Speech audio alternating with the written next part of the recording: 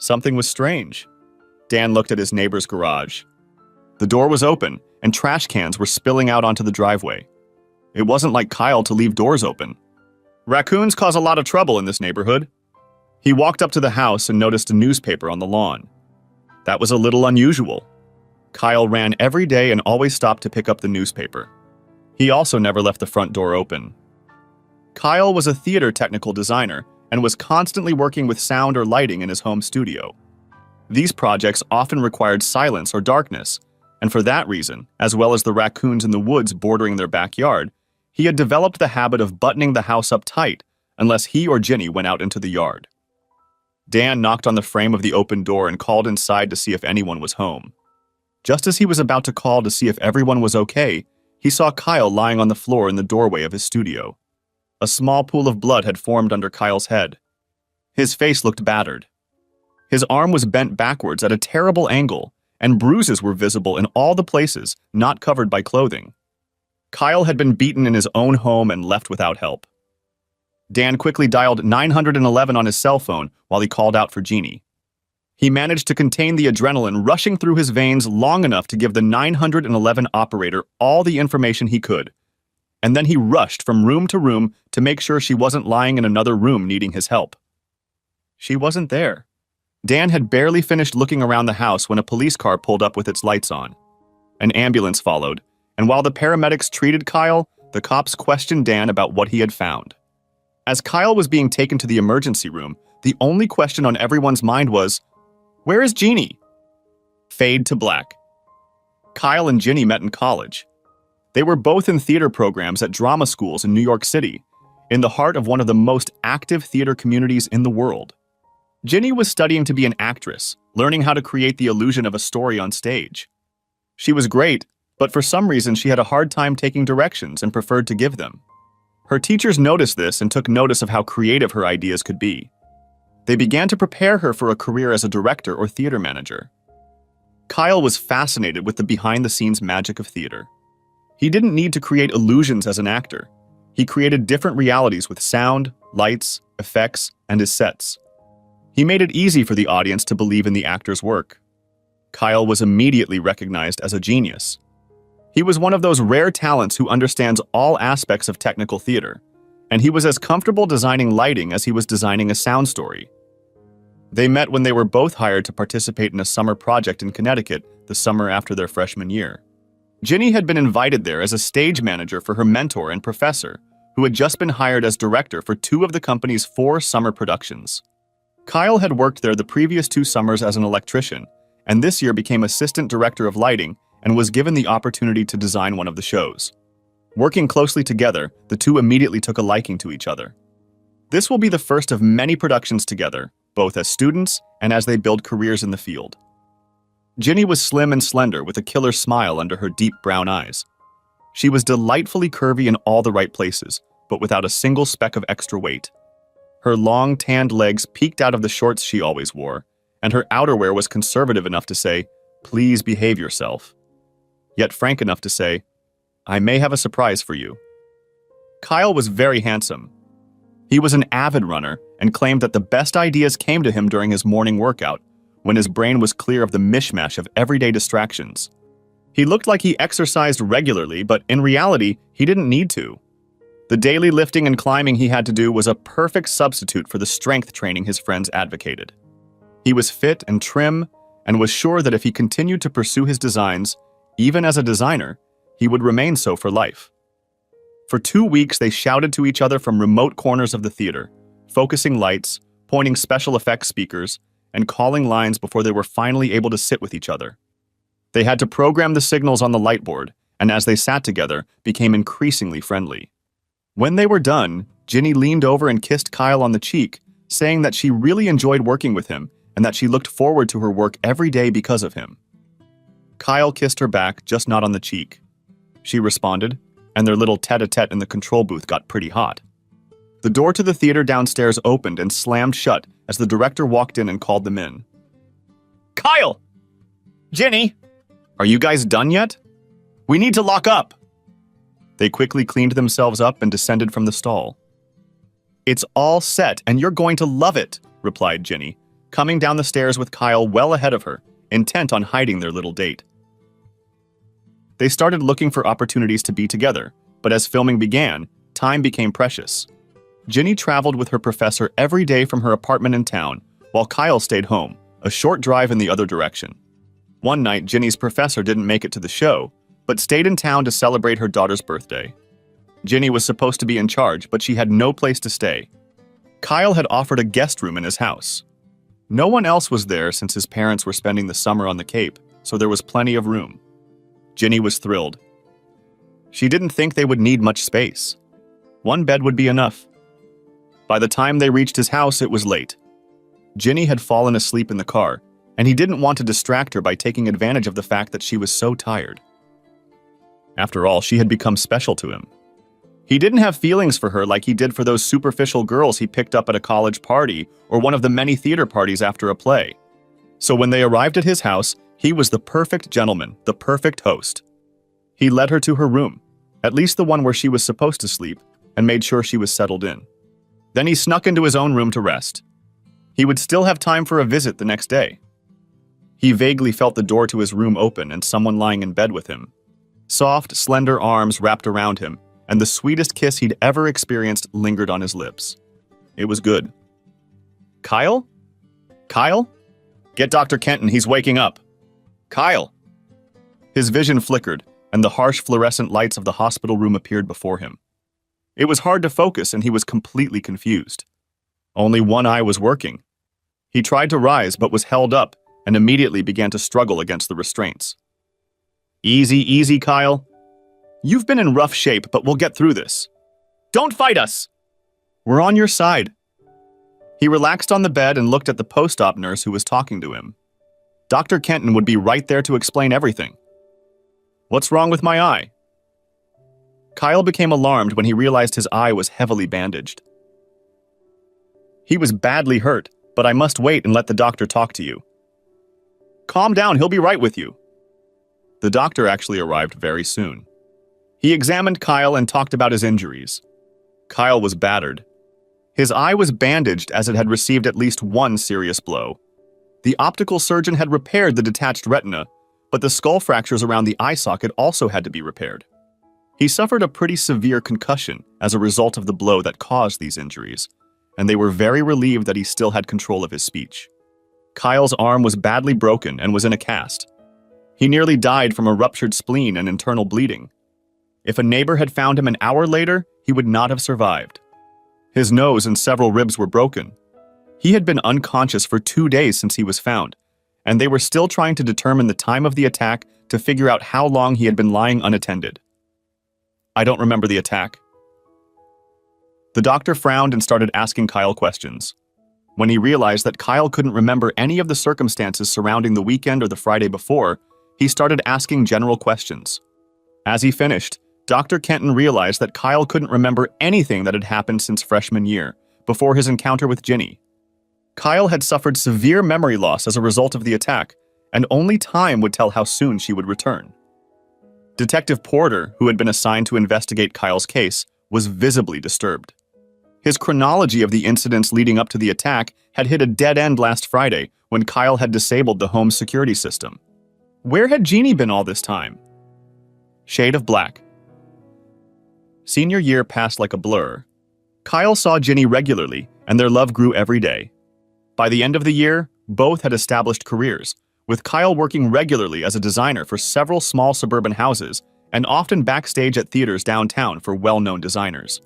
Ginny got a backstage job with a major opera company at Lincoln Center, a stable job with great benefits that she could keep for life. They rented a small apartment around the corner from her theater and enjoyed the bustling performing arts scene in the city. He remembered the tender moments they had spent together. She had decorated and shopped tastefully, and their apartment had been furnished so lavishly that it had become a popular hangout for their friends. He was a gourmet cook.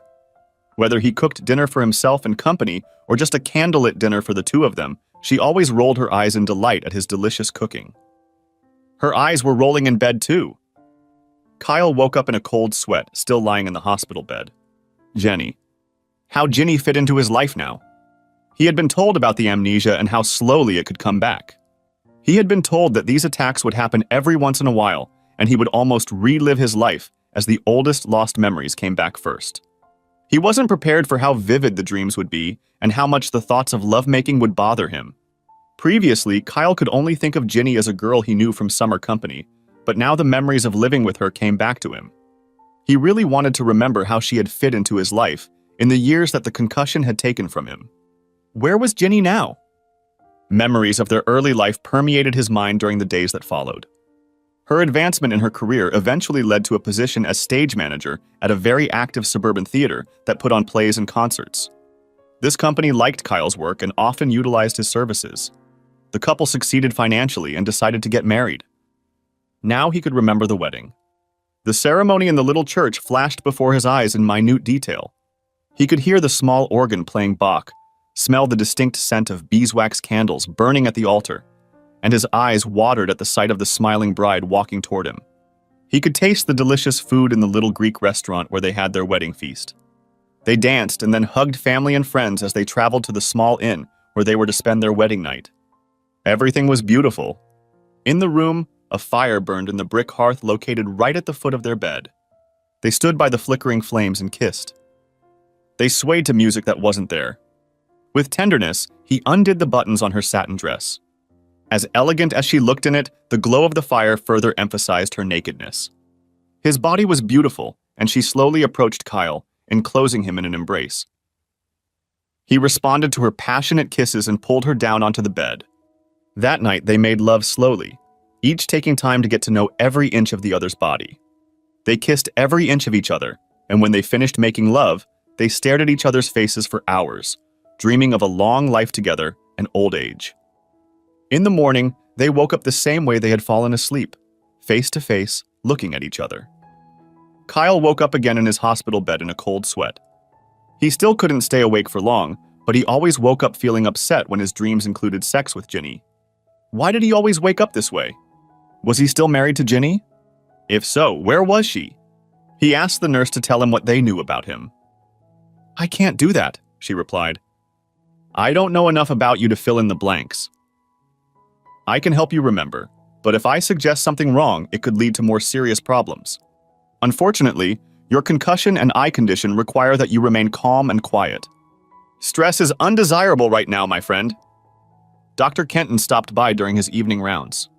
He was pleased to see that Kyle remembered events all the way back to his wedding, but there was still a 15-year gap between them. He agreed to give Kyle some information, but on the condition that Kyle would take it calmly. "You're still married to Jeannie, according to the neighbor who found you and saved your life. You still work as a freelance theater designer, and you're doing quite well. You have a beautiful home near this hospital.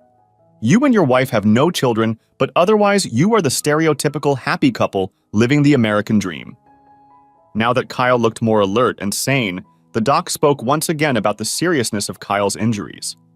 They were sure he would make a full recovery from everything.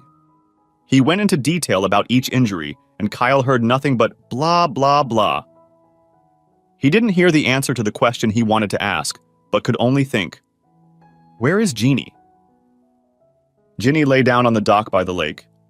The water was cool on the fingers of her hand over the edge. Clouds hung overhead, slowly rolling over the hills that rose steeply on either side of the lake. She was in another world, far away from the city's rat race, from the constant demands of the snotty prima donna actors and musicians who came to perform on her stage.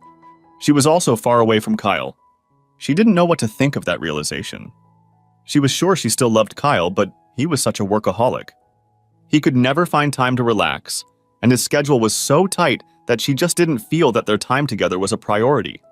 This little vacation with Steve was just what she needed. What could Kyle do to her? Divorce her? Fine! She looked over at Steve.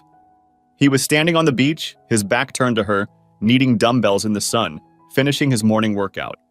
Muscles bulged up and down his back, huge arms glistening with sweat. Steve had been a star college soccer player and had played several seasons in the NFL before injuring his knee.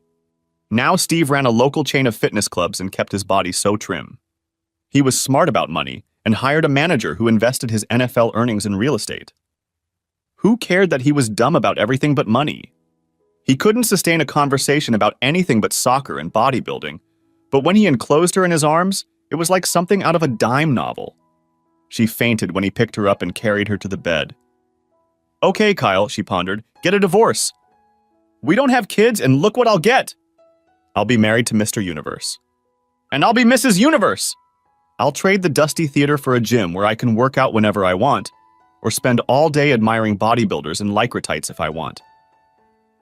She couldn't wait for him to call. After Kyle had confronted them at the house when they'd left last Friday, she'd half expected to be wanted here by the bailiff with the divorce papers. She picked up her phone for the 100th time today to make sure it was working and ready for his call. The battery was charged. The signal was full, thanks to the convenient tower she'd spotted at the top of the hill. The ringer was on loud, but there were no calls from Kyle. They hadn't called her from work, as she'd arranged this week of vacation months ago. Kyle hadn't called in a week after begging her not to go with Steve. How could you beg someone for attention one minute and then not call for a whole week? And now it was Friday, and she hadn't heard from Kyle. She sat on the dock. Her naked body glistened from a week's worth of sunbathing all day and from visiting various wineries and taverns each evening. She loved the Finger Lakes. The evening sun illuminated everything around them so beautifully. Why did Kyle always insist on vacationing at the cottage on the Cape? No crowds, no small beaches, just the quiet solitude of the woods. Kyle again. She couldn't get rid of thoughts of him. Why hadn't he called? It was so strange. She sat down and dialed her home number. The message service answered. It wasn't pleasant to hear a recording of her own voice in response. She'd left a message in Kyle's box saying she'd be home early Sunday morning and they could talk then. When she hung up, she sat pensive, not letting go of the phone. Maybe there wouldn't be a divorce. Maybe Kyle would roll over on his back and beg her to come home. Yes, he will be on his best behavior from now on. Cooking clean and keeping her in a manner befitting a goddess. Oh yes, silly Kyle will fulfill her every whim while she runs around and enjoys the awesome body of her stud Steve. Kyle should be home. If he was angry, why hadn't he called? And if he wasn't angry, how did he feel? She knew he didn't have a show this weekend. He wasn't home. He hadn't called in a week or even sent a text. This was really weird. He was robbing her of the arguments she'd been mentally rehearsing since he'd left. She wanted this argument. She wanted to see his passion, and he didn't even satisfy her now. She called home again and this time entered the code for her personal message box, not the shared family box. It was full. The neighbors, Kyle's mom, and most disturbingly, Detective Porter were calling. Apparently, Kyle was hurt pretty badly. Apparently, his injury had gotten the attention of the police. Oh God. Thoughts rushed through her head, but finally she remembered the last time she'd seen Kyle. Kyle knelt on the floor and begged her not to leave. He clung to her bag, assuring her that nothing could be so bad that she would leave like that without telling him.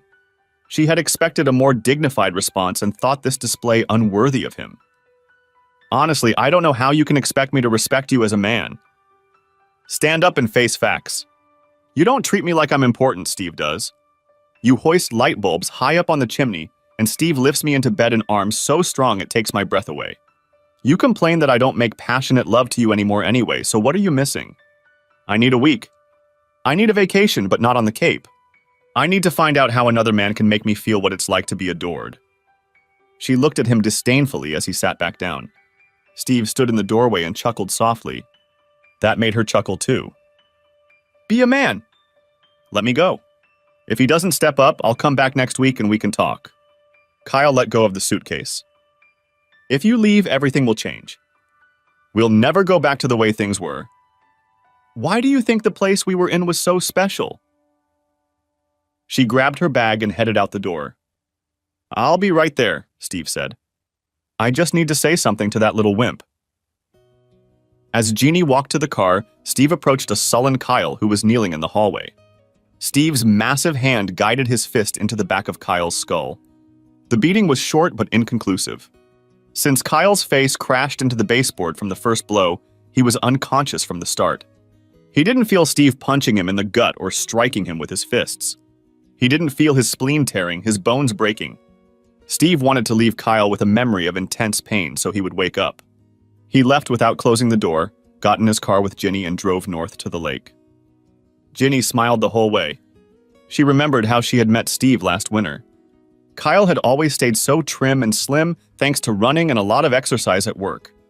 However, she had gotten a little fat and, although not obese, looked much closer to 40 than her husband of the same age. She signed up at Steve's gym and contracted him as her trainer. She still remembered the first time he had fumbled with her in the hot tub when the two of them were there. She had been so enchanted by his caresses that she had let Steve take her upstairs to his flat. It was unlike anything she'd experienced with Kyle. Kyle had gone on a business trip to oversee the touring company for his last show in Chicago and had been gone for a week. He'd even called her and fondly told her how much he'd missed her that first night, that very moment. Kyle hung up the phone with a quiet, "I love you." Jeannie also said, "I love you," though addressing Steve instead of Kyle. That week had sex with Steve until Kyle came home on Sunday, too tired from traveling to make love. That was good. Ginny woke up from her daytime reverie in alarm. She was concerned about Kyle's condition, for she really still loved him. She was also concerned about the ominous message left by Detective Porter, asking her to contact him about Kyle's beating. He wasn't calling to inform her of the attack, but rather that she was already aware of it. She saw the bulky figure of Steve finishing his push-up workout on a low-hanging branch. "Steve, what did you mean when you said it's settled? He's defeated?" Steve looked up. "What do you mean?" "Last Friday at my house when we were leaving and you came out of the house following me, you said, 'It's settled. He's defeated.'" "What did you mean by that?" "Oh, just marking my new territory? I had to let him know who's boss. There's only one in charge in any pack, kid, and I'm going to make sure I'm yours." "Steve, what have you done?" "I punched him in the nose, got a little rough on him." "No big deal." "Steve, the police left a message on my answering machine. Kyle is badly hurt." "Not me, baby," Steve lied. "He was awake and moaning when I left." "Maybe he got sick after he got drunk, or a mugger beat him up after we left." "We have to go back." "No way," he replied. "We have 2 more days to sunbathe and drink, and 2 more nights to have sex." "Steve, this is serious. Kyle is badly hurt and the police will get suspicious that I wasn't there and I didn't make contact." "It won't be good if you hit him. He'll come in beaten up and we won't come back." "You want to trade 2 nights of sex for 2 years in jail?" She ran into the house and packed up both of them. When she came out, Steve was stowing his most important personal belongings, his dumbbells, in the trunk of the car. "Okay, maybe you're right," he said. "Let's go." They threw the bags in the trunk, locked the cab, and sped south. Fading to black. On Friday morning, the bandages were removed from Kyle's eyes. His body clock was finally free from the effects of the trauma and anesthesia from the surgeries. He was alert and flirting with the nurses. Repeated conversations with the police had so far yielded nothing, which was frustrating for Detective Porter. Kyle fondly remembered his pleasant home life with Ginny, his work on the show until about a year ago. He also remembered some big project involving his studio. Something to do with his recording equipment, something to do with sound effects. It kept him busy, but he couldn't figure out what it meant. He also remembered the intense pain. Somehow it was connected to the pain in his head, but he couldn't figure out how. He slept soundly on Friday night, knowing that he would be able to go home on Saturday. When Kyle was already asleep, Jeannie came home to a dark house. Steve carried her bag into the house and they were both stunned to see a notice taped to the door stating that this was a crime scene, but it had been processed and the occupants could return. Entering the house, Ginny froze at the sight of a large puddle of dried blood on the floor in the hallway where Kyle lay. She looked at Steve. "Just a punch in the nose, huh?" Steve blushed. He might have gone a little overboard in his anger, and if he left Kyle in critical condition without help, he might be charged with something more than a simple assault. His mind searched for an explanation. He wasn't in his right mind, and he wasn't exercising a precision machine. "We can't tell the cops I hit him," Steve said. "We have to tell them that I left first, taking your bag to the car, and that he was fine when you left." "This is bad, Steve. This is really bad." "Ginny, stick to the story and everything will be fine. We'll look like heels for leaving and not being around him, but they won't be able to pin anything on us." "We?" Ginny was incredulous. "I was in the car." "Anything they put on you is going to be on your sorry hide, not mine. Breaking up with Kyle, even divorcing him, is one thing. Going to jail for beating him up is another." "You were with me, kid." And you heard me say he was defeated. You're in this with me. I may not be the smartest guy on the block, but I know what an accomplice is. She thought about it and realized that Steve was right. She wouldn't be able to explain their sudden departure unless they claimed they'd left Kyle in good shape, leaving the possibility that someone else had come along and beaten him up. How had she gotten into this mess in the first place? She agreed with Steve and they laid out their story. By the time they decided what to say, it was almost midnight. She called Detective Porter and he said he would meet them at the police station immediately. The case was urgent and couldn't wait until morning. Ginny wanted to go to the hospital first, but Detective Porter insisted. He told her that Kyle had been medically discharged and was most likely resting. He pointed out that she had taken her time to visit Kyle when he was in critical condition, and even today, she had gone home instead of going straight to the hospital. There was no reason to disturb his peace, so necessary to his recovery. But there were questions that needed to be answered. Ginny answered nothing until the detective suggested that the patrolman pick her up and drive her. He and Steve got into the car and drove to the station. They were questioned separately, but both had already rehearsed their story. They didn't tell much, relying on, "I don't know." They admitted that they had been in the house and had seen Kyle. They admitted that he was very upset when they left, but physically he was unharmed. Porter didn't believe them, but he had no evidence to back up his hunch. He knew that Kyle was being discharged from the hospital today, so he decided to keep both of them in the isolation room until Kyle got settled and until Porter could alert him that his wife was coming home. Besides, it might give Steve and Ginny a chance to believe that the other had blabbed and given away the truth, and maybe get them to talk more freely. Porter waited for Dan, Kyle's neighbor, to bring him home. Kyle cautiously made his way outside, still very sore from the savage attack. He waved for Porter to come into the house. Dan's wife Kim had come in earlier and cleaned up the hallway. The house was nice and inviting and smelled good. She smiled as she came out of the kitchen and invited everyone to the table for a home-cooked dinner. While Kyle appreciated Kim's efforts, especially cleaning up the reminders of the incident, he was uncomfortable being at home.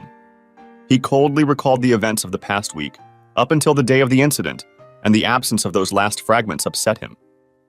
Kim and Dan cleaned up the kitchen and said goodbye. They agreed with the other neighbors that they would check on him every hour or two and make sure he was okay, at least for the weekend. They assured him that if he needed anything, he should call right away. As they were leaving, Detective Porter looked at Kyle and said, "She'll be home soon, you know that?" "I know. She's been here before." Kyle nodded at Ginny's bag by the door. "I know. I held them off today to make sure you're okay and ready to meet her. He'll probably be with her." "I'm ready." Detective Porter noted the determination in Kyle's voice and the resolve in his eyes. "I want to show you something." Kyle led Porter into his studio. Porter was impressed with the abundance of sound, digital imaging, and computer equipment in the room. Kyle led him over to a computer workstation connected to a large mixing console.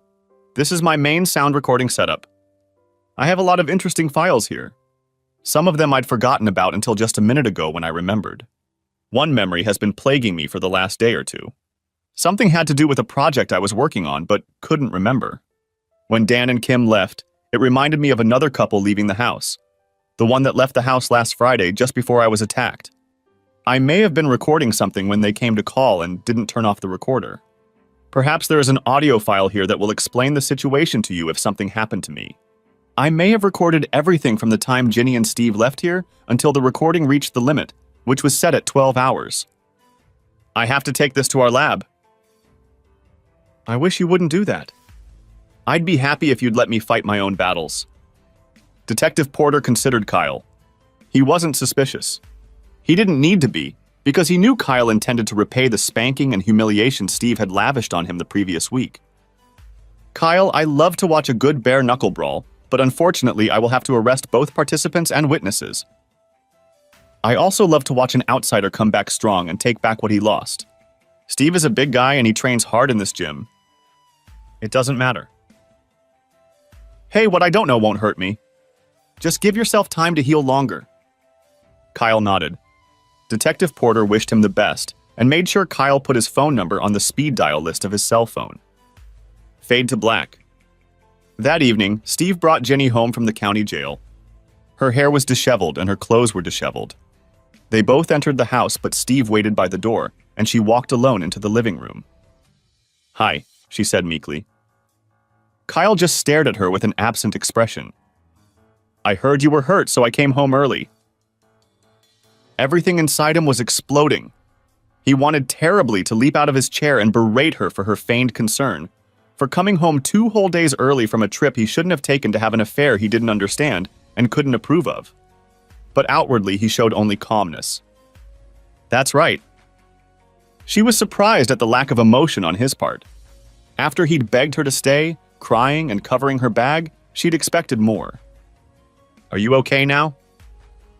"I'll be healed." "We have to talk." "No, we don't. We talked last week." "Kyle, we can't just let this fester in our minds. You need to discuss this with me. I need to know what to expect.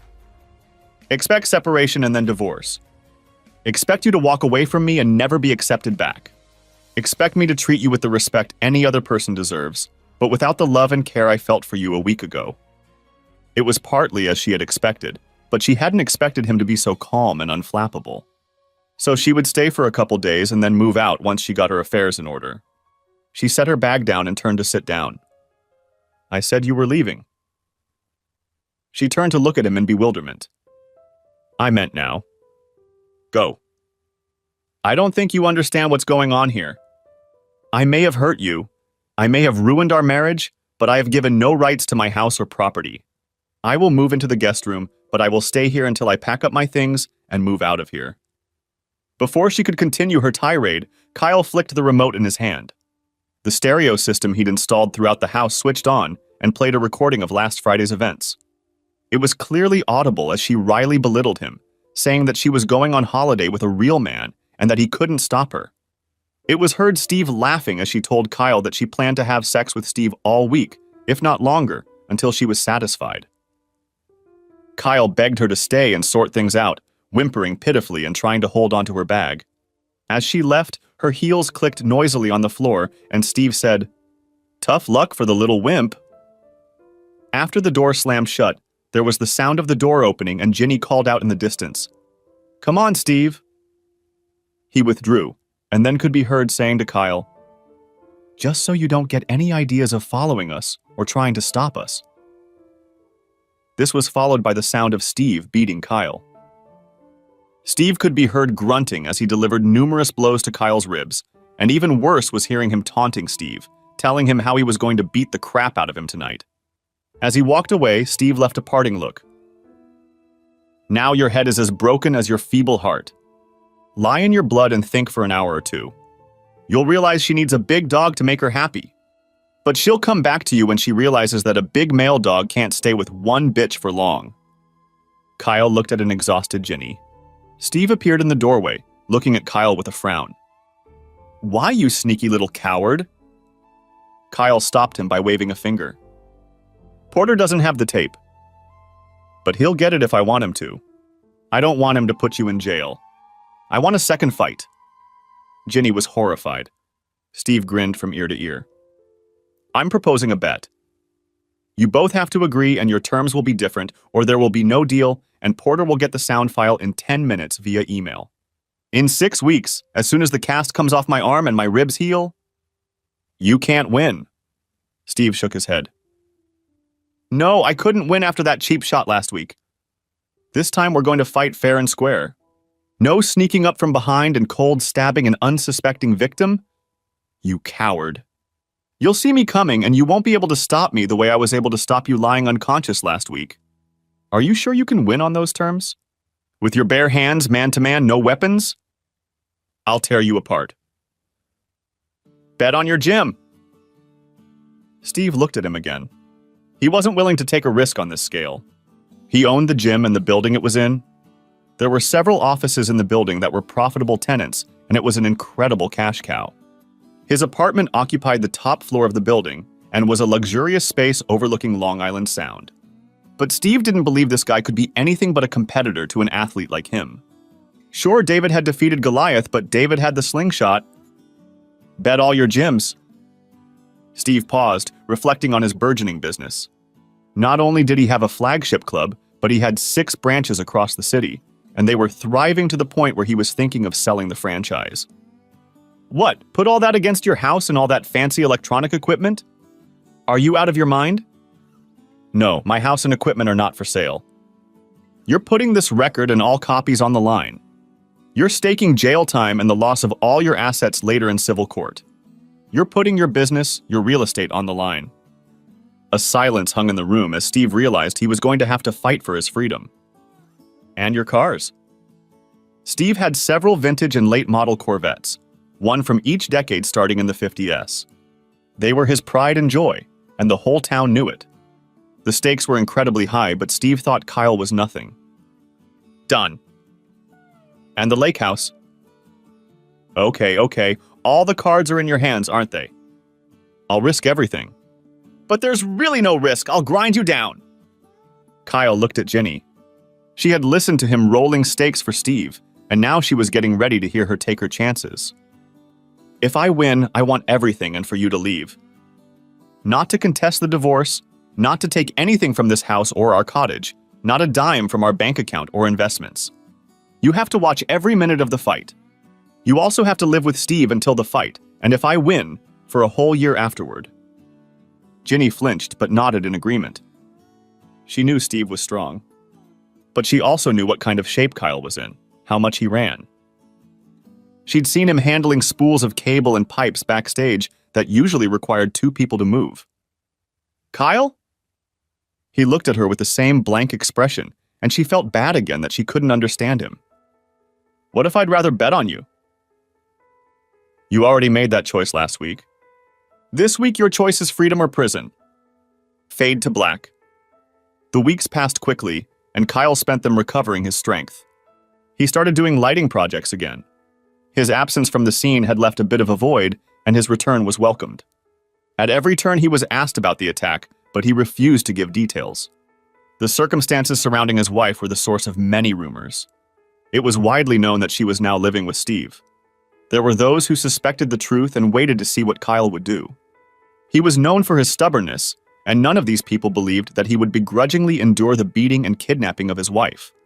The stories of Jeannie abandoning Kyle in his hour of greatest need and the fact that he was so well loved made her a pariah in the theater community. It was the night of the fight. Kyle entered the gym in a t-shirt and sweatpants. Steve was already at the ring, wearing ridiculous-looking boxer shorts and a t-shirt with the gym's logo on it. Jeannie sat sullenly at the table, holding an envelope containing Steve's titles and contracts, his betting stakes. Steve was surrounded by many of his friends, as well as the staff and clients of the gym. They were all cheering him on, encouraging him, and teasing him about the easy job he had ahead of him. They clamored even more when Kyle entered the room. Kyle, with his light runner's body, looked unimportant compared to Steve's bulging, strong body. Kyle walked past Jeannie and placed his folio of contracts and records on the table next to Steve's desk. Climbing into the ring, he said, "Let's go! No calls, no referees, no stoppages until one of us is defeated." Steve smirked, snuck to the ropes, and held out his hand to Kyle. Kyle looked at it, and without taking it, delivered a punch to Steve's nose. Steve looked up stunned, a trickle of blood flowing from his right nostril. "No bells," said Kyle, biting Steve again.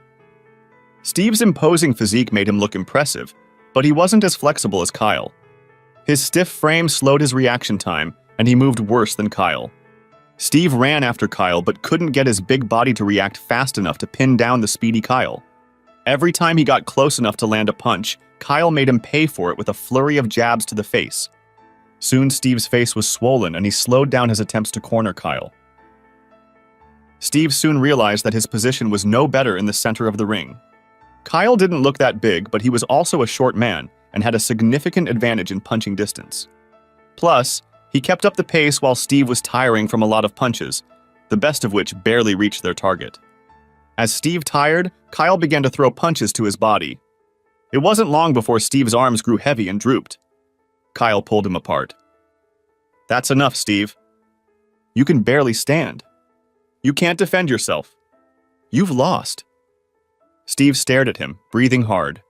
Both eyes were swollen shut, his nose was bleeding, and there was a nasty cut under the only eye that could still see. "Surrender now, and I'll leave you more than you deserve. Apologize to everyone. Give it up now, and I'll take this hall, this building, and the 58 convertible. You keep the rest? If you don't give up now, I'll knock you out and keep everything." Steve knew he was defeated. His head was already down as his body sank to its knees. "I apologize." Kyle walked over to the desk and pulled out the paperwork for the building, the gym, and the title to the 58 vet. Taking the keys in his hands, he looked around at the disbelieving gathering of Steve's friends and associates. "I'm closing the gym and opening a theater school here. I will honor the employment contracts you have with Steve, but will expect you to work for me in a useful capacity. If he transfers you to one of his other gyms, I will release you from your contractual obligations here. For those of you who rent the building, I will honor the terms of your contracts and negotiate fairly when they are up. However, there will be a different atmosphere here, as this space will be converted into a theater. If you choose to cancel your lease due to these changes, I will release you." Ginny stared at Kyle incredulously. They had long dreamed of creating a community of theater professionals and enthusiasts dedicated to the advancement of the theater arts. Not only was he realizing their dream without her, but he had the means to do so thanks to her betrayal. She felt completely abandoned. She suddenly felt very lonely and cold. The color disappeared from her face, and she stared at a battered Steve. There wasn't a drop of pigment on his face, already blackened with bruises and reddened with blood from the cuts his friends had only bandaged. Steve had never looked so pathetic, so broken. Kyle had never looked so brave. There was no gloating or arrogance in him, just the cold confidence with which he did everything. Fade to black. 6 months later, Ginny was still living with Steve. After the fight, neither of them were interested in the other sexually. Nevertheless, they had to live together as part of their bet. It was a tepid coexistence, as each saw the other as the cause of the failures in their destiny. Ginny quickly and quietly moved out of her house, which was now completely Kyle's. The divorce had been finalized a long time ago. Kyle hadn't spoken to her since the fight and didn't answer the phone when she tried to call. Steve continued to build his business, but growth slowed when words spread about his failure in the ring. He saved what he had by offering season ticket packages aimed at seniors and moms who didn't work out outside the home. 2 of his satellite gyms closed and the rest lost their glamour. He'd lost his penthouse when his building was taken over by Kyle and had been forced to move into a small apartment next to one of the remaining gyms, which now served as his flagship. Now his swagger wasn't as cocky and often wasn't even present at all. Instead of the aura of confidence he had exuded before the whole Kyle episode, he seemed much less menacing. His mood was often sullen, and he was constantly worried about finances, as he no longer received rent from his downtown building to support his other businesses. Kyle successfully converted the main gymnasium into a great theater space. He converted smaller areas into rehearsal spaces, stores, and dressing rooms. He carved out space for a small, intimate cabaret theater and opened a coffee shop with a small stage on the 2nd floor. The summer season was already planned, and the town was buzzing with excitement about the opportunities Kyle offered for actors and audiences of all ages. As expected, Kyle had been so consumed with setting up store that it seemed as if he had forgotten about the entire attack that had taken place a partial year ago. But he still remembered everything clearly. He remembered every night when he walked through his own front door. He remembered every night when he fell asleep in his lonely room. He remembered every time he walked into the theater where he and Ginny were working on a project. No matter how hard he tried, he couldn't escape the memory that they had been together half their lives and still didn't know the woman he thought was the love of his life. One evening, he was working on a light story in his studio when the doorbell rang. It was Ginny's brother, Peter. Peter lived in Boston and rarely left the city. In all the time he and Kyle had been together, he had only visited Ginny twice. His presence meant something was wrong. "Hey, Kyle. I'm sorry to bother you, but I really need to talk to you about my sister. Would you mind if I came in?" Sensing the urgency in Peter's words, Kyle stepped aside and escorted him into the living room. He offered him a cup of coffee or a beer, but Peter declined. "I'd really like to get to the reason I came to see you. I'm very sorry things have gone so badly between you two. I thought you two were a wonderful couple, and I want you to know that our entire family was shocked by my sister's sudden change of heart. She's determined to hold up her end of the bargain. She realizes she was stupid to give you up for an affair. But her life with Steve just isn't right. She chose Steve over me," Kyle muttered. "It just seemed appropriate that she get exactly what she wanted. She chose to have an affair. She made a mistake and betrayed you brutally, and no one blames you for how you reacted. She did a stupid thing, but life with Steve is torture, and now he's also given her physical strength. He hit her and broke her nose last night. Kyle hated to hear that Ginny was being abused. He wanted her to come to terms with Steve's stupidity, his early American style of dress, his life as a gym rat. He wanted her to be disgusted by Steve's sexist comments and expectations, his selfish attitude, his inexhaustible vanity. "Take me to her," he said to Peter. "She's in the car." "She doesn't want to come in. She's too proud. She didn't want me to come in and she's really mad. I just want you to release her from her promise to live with Steve for a year. She doesn't even want to do it, but I think he'll hurt her more next time." Kyle slowly stood up and headed for the door. Peter followed right behind him. "Please talk to her gently, Kyle.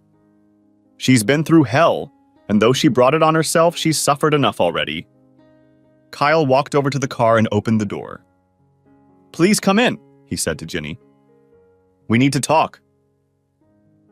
Ginny reluctantly but slowly got out of the car.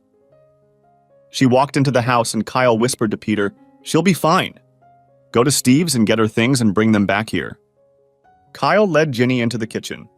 A flood of memories came over her. Kyle hadn't changed a thing. Everything smelled the same, looked the same, felt like home. The only difference was that all of her pictures were gone. Kyle had replaced them with pictures of her family. Tears came to her eyes, for to be cut out of her home like that was just awful. She'd considered it her home since she hadn't had time to get a new one yet, and she'd considered life with Steve a temporary hell. She wasn't replaced, just cut out of this place she had once loved. Kyle was well aware that she was crying, and although he was touched by the woman who was still the greatest love of his life, he didn't go to Ginny. Instead, he poured her a cup of coffee and made her coffee the way she had always liked it. He made her coffee like no one else, not even Ginny herself. The smell of the steaming brew in the mug and the perfect blend brought her back to herself, reminding her once again how perfect her husband and the life she had left behind were. "You're moving away from Steve. Peter is picking up your stuff now. You're going to move in here. You can stay in the little apartment we built over the garage. You'll be independent. When you get well again and start working, you can move out whenever you want. If you want, I'll find you a job at my new store. If you decide not to move out, you can stay here as long as you want. I do not wish to witness any romantic relationships of any kind, although I intend to bring dates home if I wish. I expect you to take good care of your apartment, show care for my property, and respect our neighbors and guests. These are the only terms of living here. There will be no rent. No expectations or promises of any relationship other than a promise to observe decorum. Somewhere inside of me, I will always love you. Elsewhere, I'll always be afraid of what's in you that could have betrayed me the way you did.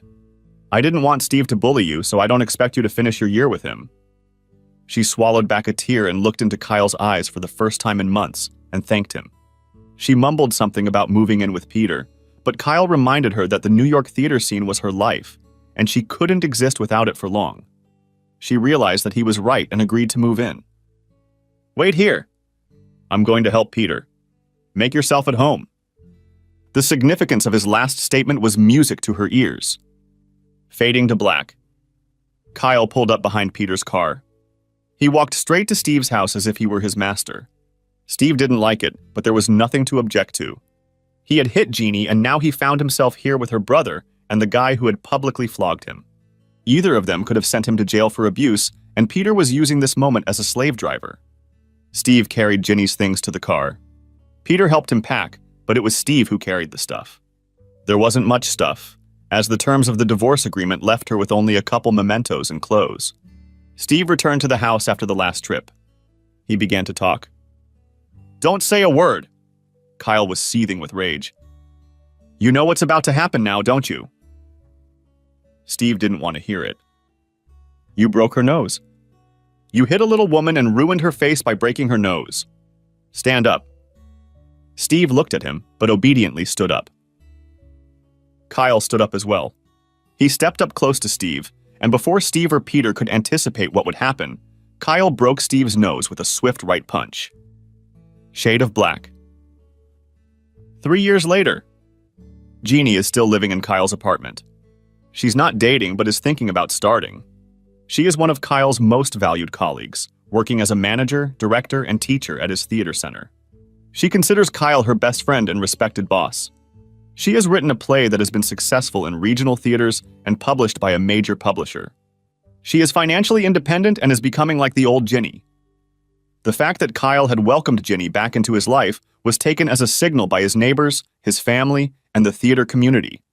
She was accepted in those circles in almost the same status as she had been all those months ago, though no one had forgotten where she had been. Steve sold his business and after some reflection found that he didn't like what a jerk he had been. He eventually found a use for his college degree in physical education by taking a job at a local elementary school. He became passionate about working with children with physical disabilities and other special needs. He became a Special Olympics coach and volunteered in the physical therapy department at a local children's hospital. Kyle's theater project has flourished, and his programs have been accredited by the local university. His programs for high school students are highly regarded and have become very profitable. His professional productions pack full houses and attract the attention of New York's top critics, who usually don't stray far from Broadway theaters. Kyle and Ginny lived close to each other, but they rarely spoke to each other. Although he took care of her when she needed help, he did so out of a sense of responsibility. She was the love of his life, and he couldn't see her in utter shambles, beaten down and rejected by the society that ran the profession she lived for. Having gotten her into a safe place, he wanted nothing more from her. He dealt with her professionally. After all, she was good at what she did and was a great asset to his company. However, he couldn't see her in any other light and rarely interacted with her even on a friend level. Jeannie accepted her position in Kyle's life as a blessing. She wasn't in jail, she was working, and she could at least make it up to Kyle in some small way. It seemed to her that living next to him with no chance of him ever loving her again was better than the alternative. It was impossible to truly make it up to him, but perhaps if she stayed here until she saw him happily settled with a new love and perhaps a family, she could find peace. It was inevitable. Kyle had fallen in love with a divorced woman he'd met on the Cape. She lived in a neighboring cottage with her brother's family and young daughter. She moved in with Kyle in the fall, and in October they were married in a beautiful but small ceremony in the backyard of Kyle's house. Ginny declined the invitation to attend the ceremony, but watched the proceedings from her bedroom window, the only window that had a view. She cried bitter tears as she recalled the events that had brought her to this moment, and now the last chapter was complete. Tears fell on the last small suitcase. The rest she had already loaded into the rental car parked outside the garage. When everyone had gathered at Kyle's house for dinner, Ginny picked up her bag and got into the car. Before she drove off, she took one last look at Kyle's house. She knew he would find the goodbye letter she had left on his desk as soon as she returned from her honeymoon. She checked her bag one more time to make sure she had her ticket, passport, and signed contract for her new job as a stage manager in London. Kyle had a new life now. She shed one last tear and set off to find hers,